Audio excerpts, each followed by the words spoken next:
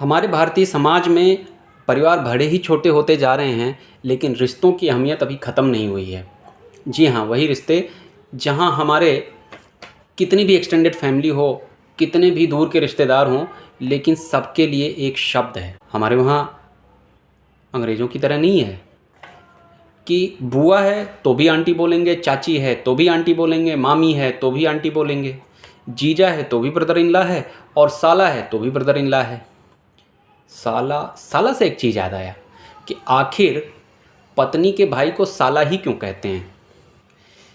इसकी जड़ें जुड़ी हुई हैं हमारे पुराणों से।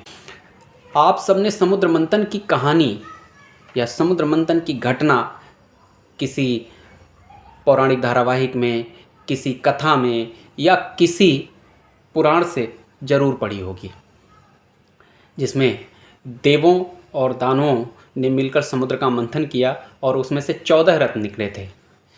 14 रत्न में सबसे पहले एक एक करके नाम लेते हैं। पहला था कालकूट विष, ऐरावत हाथी, उच्चैश्रवा घोड़ा, कौस्तुभ मणि, कल्पवृक्ष, रंभा, लक्ष्मी जो स्वर्ण के रूप में निकली थी, पांचजन्य शंख जिसका नाम साला था, वारुणी मदिरा, चंद्रमा, शारंग धनुष, गंधर्व और अंत में अमृत।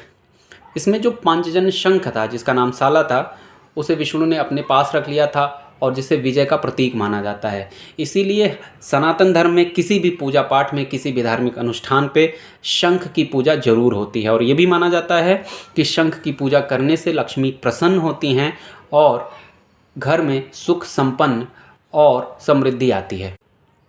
शंख की पूजा करने से लक्ष्मी क्यों प्रसन्न होती हैं? विष्णु पुराण के अनुसार लक्ष्मी स्वयं समुद्र से उत्पन्न हुई हैं और पांचजन्य शंख भी समुद्र से उत्पन्न हुए हैं, इसलिए दोनों सहोदर हुए। सहोदर होने के नाते दोनों भाई बहन हुए और उस भाई का नाम साला था। तो उस कालांतर में या उस घटना को जोड़ते हुए आज भी पत्नी के भाई को साला ही कहा जाता है। और सबको पता है, अगर साले को खुश कर लिया तो पत्नी खुश हो जाएंगी। इसीलिए पांचजन्य शंख अगर खुश हो गए तो लक्ष्मी जी तो खुश होंगी ही।